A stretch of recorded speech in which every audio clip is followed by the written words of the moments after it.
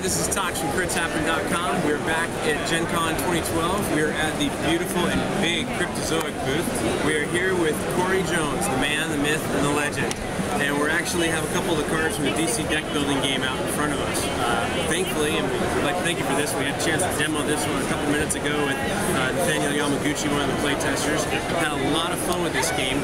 What can you tell us about this and when it's coming out and kind of some of the unique things about this game and why it's different? So the game comes out, and also thank you for stopping by. I appreciate it. Always love to chat with you. So the game comes out at the end of the year. We're hoping that it's in October. We're actually in manufacturing right now, so as soon as we can get it over here, we're going to have it on sale.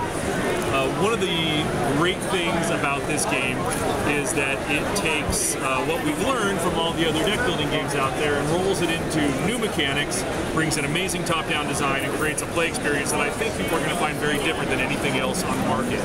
And for me, and again, I've said this, people have heard me say this over and over again, but I've played this game no less than 300 times. I used to say 250, I'm up to probably 300 after demoing at Gen Con.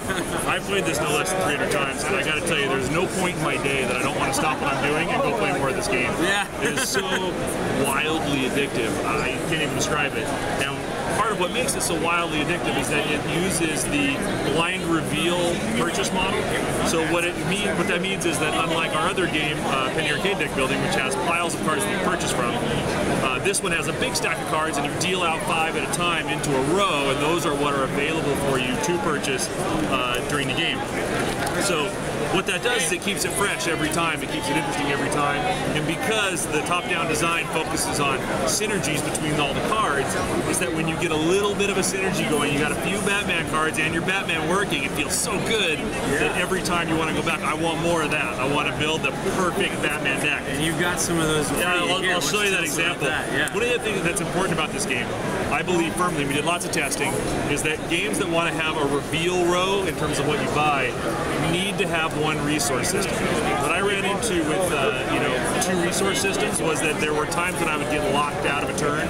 I'm chasing either the ability to buy cards or the ability to attack cards, and what happened was I'm very specific in terms of the strategy that I want. I'm very controlling, and I would get locked out of a turn, and it felt so disappointing. And so what we ended up experimenting with and going with was the idea of one resource system, so you just have power. Yeah, so every turn, you're moving forward, and you're building towards sort of this amazing experience in terms of all the cards working together.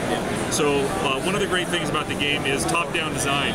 We have some designers at Cryptozoic, like Ira Van Stol, amongst the many, that are so masterful when it comes to top-down design, which means taking the thematics and allowing that to dictate card mechanics, so that when I play the game, I feel like I'm Batman or Superman because of the way the cards are working. Feels very natural. And so I'll show you an example of that. So Batman, when you play Batman, and why wouldn't you play Batman, the absolute best superhero of all time, he gets +1 power for each equipment he plays. Equipment are one of the types of cards in the game. There are equipment, heroes, I don't have the rest out here, but there are villains, there are locations, there are superpowers. So as an example, when you play Batman, you want to buy equipment, so you might buy something like the Batmobile. The Batmobile comes into play, and it allows you to either get 1 power for it, or it allows you to discard your hand and draw a completely new hand. Now, because you're Batman, you're still getting 1 power, even if you discard and draw a whole new hand. But if you keep the 1 power, then you got 2 power. It's great. Batmobile's awesome. You could have things like the Bat Signal, which allows you to go into your discard pile and get a hero and bring him back into play. Of course, what would the Bat Signal do? It would actually allow you to go get a superhero, call him into play. Yeah. Things like Batman, the Dark Knight. So each of the heroes actually has their main guy in 2. Dark Knight, +2 power. He gains all equipment from the lineup and puts it into your discard pile. But if you have Catwoman and play it on the same turn, she allows you to put them all into your hand, so then you can use them all to have this crazy turn. So one of my favorite combos is Robin. So Robin, who is not equipment, so it's not inherently better for Batman, he actually says 1 power, put an equipment card from your discard pile back from your hand. So sometimes I'll have something like, I got the Dark Knight Batmobile, I've got Catwoman in my discard pile, or maybe I have Dark Knight in my discard pile. I'll play, I have the Bat Signal in my discard pile. Oh good, I got Robin, I have the sidekick. Robin goes and gets the Bat Signal, I Bat Signal to get Batman. Batman comes in with Catwoman. I've taken all this equipment from the center row and I play all that too, and I have what we call the live the dream moment. And so that's very important to us. And even though you're a superhero, you then laugh like a super villain. Yeah, exactly, right? exactly. Yeah. And then I go beat Darkseid. And that's one of the big things that I took away from playing the game originally, was that you can build to this type of live the dream moment with the hero, but there's still enough synergy between all of the cards in play absolutely. that you can find combinations between Batman and Cyborg, or Flash and Superman, or Wonder Woman and Green Lantern that still give you that same type of powerful move without making you feel like I have to always get Batman cards if I play Batman. Oh, so no, absolutely. A lot of flexibility. Like Cyborg, he triggers off of superpowers and equipment because he's Cyborg. So, for instance, like the Bat Signal and Batmobile are great for Cyborg too because they're equipment and that helps him trigger. There are also Cyborg-specific stuff in the game. So, yeah, it all works together beautifully. One of the things that we've noticed is that the number of runaway games that we have is actually pretty low. There's enough variance in it. Like, variance is important. It creates, tension and drama, and it's a very enjoyable piece of it. But, when I sit down and play a game and they get 88 points and I get 11, which I had an experience with the game just I demoed here, and I was like, nice. I did not feel great.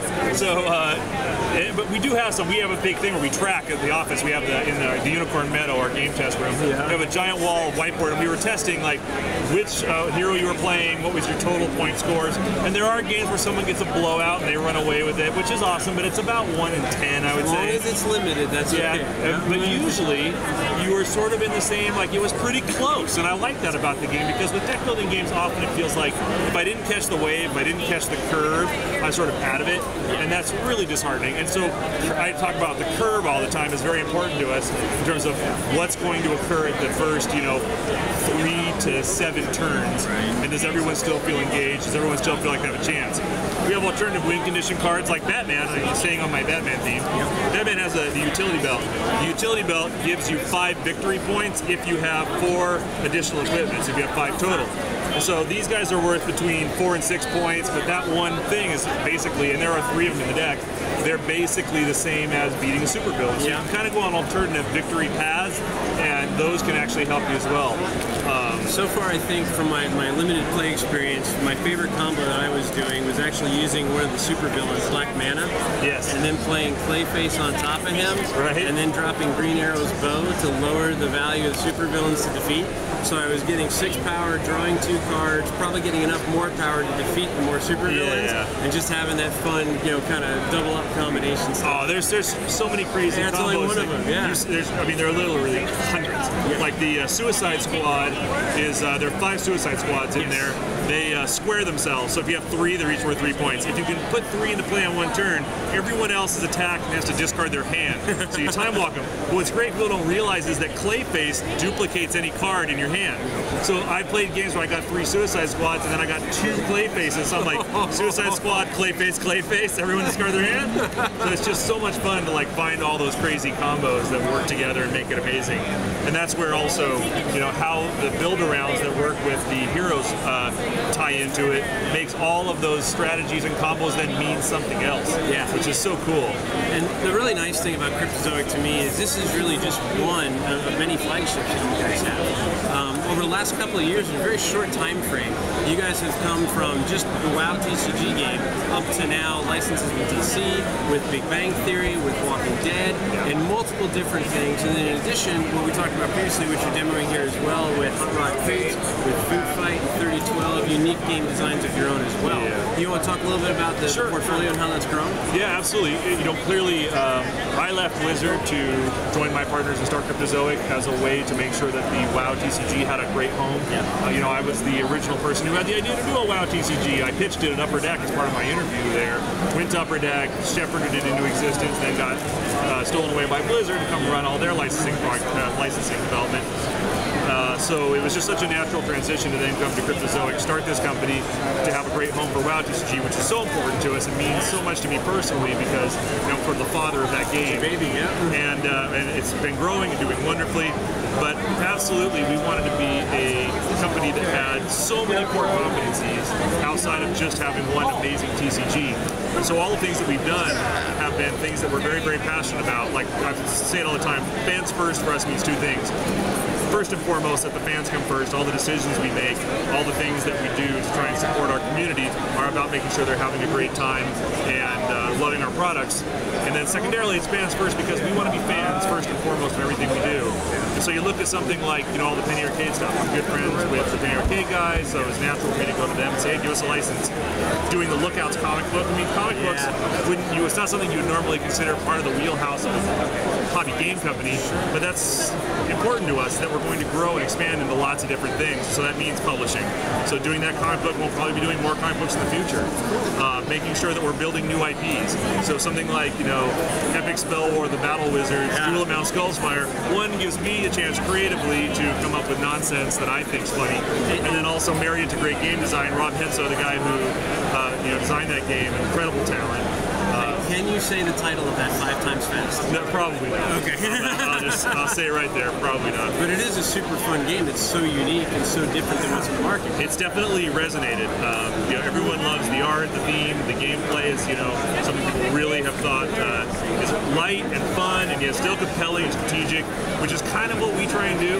We try to do a lot of games that are not overly complex, but deep on strategy. Right. Easy to learn, hard to master, super fun, great themes, great art, great production value. I have some of the greatest graphic designers I've ever worked with in 20 years in the entertainment industry. All of our stuff, because my background was design actually, all of our stuff's going to look beautiful, the logos, the packaging, all of the art, we're very art-centric. So making sure we have new IPs, all the stuff we're doing in comics, building new IPs like Hot Rod Creeps, Epic Spell Wars. But then also, very important to us is that we become this good home. We talk about being the good home for our licensed goods partners, and what that means is that they can feel comfortable that we're going to make AAA quality products, and that's why we're able to get all these great licenses, because we have wonderful contacts, because everyone who works in the management team has, you know, they've been in the industry for 30 plus years. Like my partner John Nee, who's incredibly experienced, talented, and has a wonderful reputation and contacts everywhere. And you amazingly all still have your hair. I haven't figured that secret out yet. It's going quick. It's okay. Going to start combing over and aside. Now you guys have a great presence here at Gen Con. You got a very big booth. You're demoing all the different games from Big Bang Theory to DC to 3012 to Hot Rod Creeps. One of the things I've got a lot of feedback about is your poker table here with the DC comics. Was that your idea, or who came up with that idea? It was our organized play group. Okay. Put together the idea of doing these custom blackjack tables, and I think they look awesome. Yeah, it's a great experience to learn the game, and everyone just kind of walks up. And makes it easy at one central focus point, and they can be demoing it. Like I've been demoing, I've demoed, you know, a few dozen games of the DC deck building, and it's just so much fun. And I feel like a blackjack dealer. Yeah. I actually want to go to Vegas and play the DC deck building casino game. Step for Cryptozoic. I put $20 on Green Lantern. Casino. You have something that's based around that. You never know. One of the things I do like with all these different IPs we were talking about, I've actually received a lot of feedback from fans of our site, and they like this too, is that you guys appeal to a lot of different gamers. You're not just one type of gamer. One of the interesting things, or experiences I've had so far at Gen Con, got to sit on the tabletop seminar, I think, and they talked about bringing games to the masses. And you guys really, you know, whether it's comic books, whether it's like you're talking about, you know, adult-oriented kind of artwork from some games like Hot Rod Creeps or things like that, or even unique, you know, TV shows around, you know, Bazinga and Big Bang Theory. The Walking Dead is a good example of that. Yeah. Okay, so The Walking Dead is the one game here that I actually designed. And I got to tell you, it's frustrating to me to read the reviews at sites that review board games, because they are discounting the idea that you design a game around your audience. And so I felt like The Walking Dead needed to be a game that lived at the top end of casual, bottom end of core, And so what we did was we created a game that was accessible and fun for someone who was maybe just a fan of the TV show, that wasn't a huge board game player, but was still compelling for someone who loves playing board games, plays hardcore board games.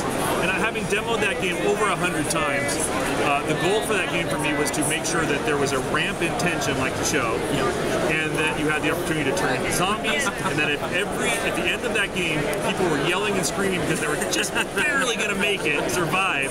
That was a success, and I can't tell you the number of times I've demoed that game, or Matt Hyra has demoed that game, and people were yelling at the end of it. And that's the part where you start to run out of resources slowly. It's easy at the beginning, and then I don't have any more guns, and I'm trying to roll the right number, and so it becomes intense, and then potentially you turn into a zombie, and that's fun. People love turning into a zombie and then going against their friends, so it goes from competitive to semi-cooperative to competitive again, and so there were so many subtle design elements in that I think a lot of people have either not recognized or taken the time to even play it, I think, before making a judgment about that game. The good news is that game is sold amazingly. We've printed it 5 times now. Awesome. So like it is by far the best-selling thing that we've done, and I know it's the license. The license is insane. Sure. But I'd like to think that people are actually enjoying the game too. Being a good game never hurts as well. Yeah, right? And I'm very proud of the game. I think it's very good. But it is a good example of what you're talking about, which is the idea that if we want to make games with these great IPs, we need to make sure that we, 1, understand the audience, 2, understand how to do top-down design so they actually feel like they're immersed in that IP and not just playing a board game that has stuff bolted on top of it, and then make sure that the actual materials they're using are amazing, like great production values. That's sort of what we try to do. That's awesome. Like to your point, it's a home for the fans, right? Yeah, exactly. Great. It's in production right now, being manufactured. I hope that we're towards the end of October getting it out. So the sooner the better for me. I wanted to have it here, but you know, like with anything, there's always delays, and so we're going to have it out soon. I think people are going to lose their minds when they play this. It's so addictively fun. Everybody we've run into, whether they've been at the poker tables, they've been here, everyone's walked away with a smile on it. Yeah, and we have people coming back and wanting to demo the games because they want to play. So I actually brought a couple of mock-up copies, so I've gone around to the hotel lobbies and finding friends and getting pickup games going. So it's been great. Everyone's really loved it. Yeah, that's another thing we didn't even talk about, but these are only a handful of the cards, but these are really colorful games. And it really fits with the comic theme, of course, but I mean... We culled from DC and got the best of the best art. Like, it looks beautiful. Great. And I'm assuming expansions coming, different mechanics, things we may or may not be able to talk about. Yes, we have lots of... we pulled back a little bit. We wanted the first one to be accessible. We didn't want to overload it with a lot of complex mechanics. We have lots of stuff in the pipeline, so you're going to see new stuff come out. One of the other interesting things about this is it actually has a common card back. So it has this Sea Shield logo common card back. And what that means is that the Cerebus engine, which is what this is, will actually have the opportunity to have other properties that share a card back. So you can imagine, we've announced Capcom. So Capcom will have that common card back. So if it's not my place, but if fans want to mix and match some of these different components, more power to them, and that makes you're able to actually do a little bit of design work yourself and come up with mixes of the cards that are fun and actually cross over some of these characters, and that's super fun. You can already see people making like Batman and Ryu decks already. Right, exactly. But that's, again, accessibility to different gamers, right?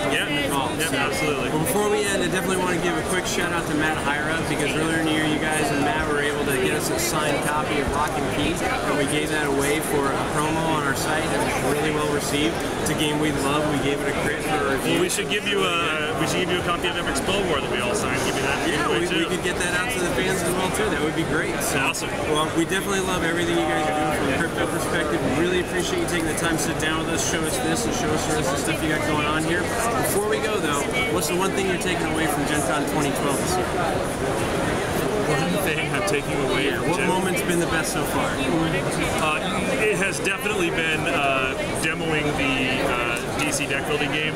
I had some people make a comment that they were excited to play it. They looked at a bunch of different stuff and they said, well, what's different from this than any other of the stuff we're seeing? And the guy says, well, Cryptozoic's more focused on game design than they are on anything else, so this is going to be a great game. And I felt like, oh, that's good. We're starting to build the right kind of reputation, which is a company that really focuses on quality first, and that's you have to balance that, because when you have lots of licenses, you don't want to be perceived as the company that takes a license and exploits a license and doesn't care about what's in the box, which is the absolute opposite of who we are.